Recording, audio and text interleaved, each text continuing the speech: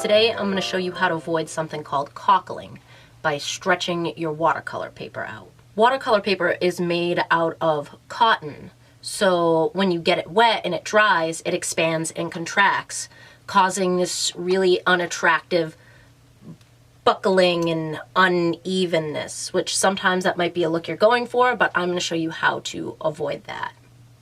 They do make watercolor pads, but I find that I don't like the tooth on them. I want my paper to be nice and smooth. The tooth is the little raised bits on a canvas or a piece of paper that allows the paint to adhere to it.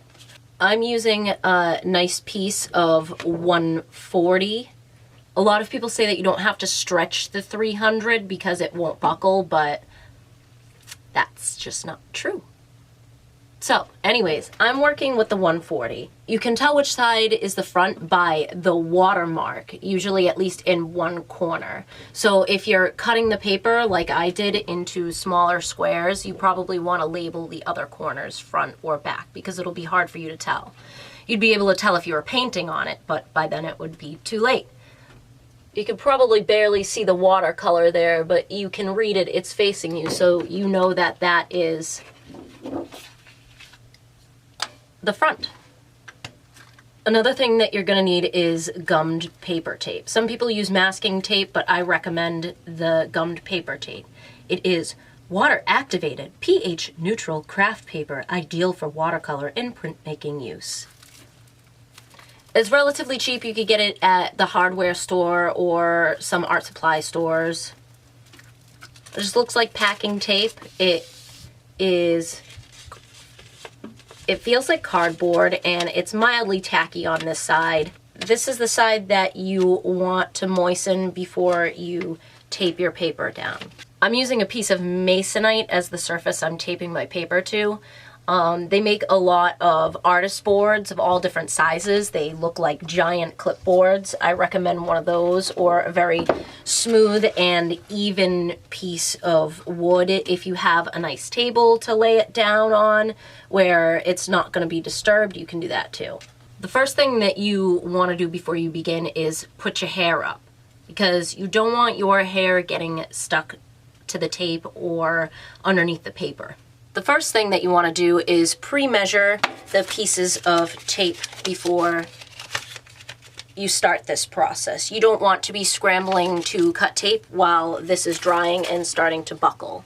Some people with the larger pieces of paper will take them and put them in a cold water bath. You want to make sure you don't do this for too long or let it soak for too long because the paper will disintegrate. It's cotton, but you want to make sure it's fully saturated. Since watercolor paper is very expensive, probably $10 to $20 for a good full-size piece, I cut mine down into smaller squares because I ain't got it like that. I have an old clean Cool Whip container full of cold water here that I am going to use. And you want to make sure that you're using a clean sponge. Having a sponge designated for this process is a good idea. Typically, I find that if you soak your paper, that's definitely better, but like I said, I don't really have the space in here. So I am going to show you how I do this in a confined space. Let me get that out of the way. The first thing that I want to do is I want to wet my board a little bit. Gonna wet my paper. Just dampen the back sides slightly, but make sure that I get it all nice and even. Flip that over, lay it down as flat as I can. Whoops, hair. Okay. Lay it down as flat as I can and just smooth out any more hair. Ah, no. And just smooth out any bumps. You really want to be delicate with this process. You don't want to oversaturate it, but you want to make sure those corners are sitting nicely on the paper. You want to make sure those corners are sitting nicely on the masonite and you get rid of all those bubbles. Again, don't oversaturate it. Don't work your paper so the paper starts to come up. You want to get it just wet enough. And you want to take your strips and get these nice and wet and start to tape your paper down.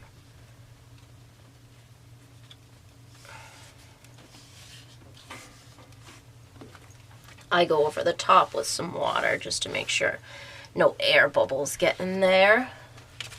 And you want to work from corner to corner. Oh, shoot.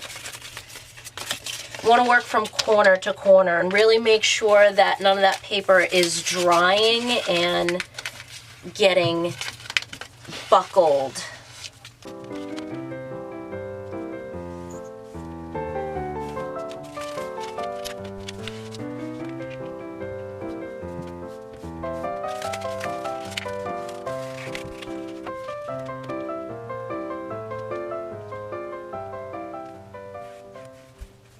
I like to go back over it with a sponge, just very lightly, make sure it's wet.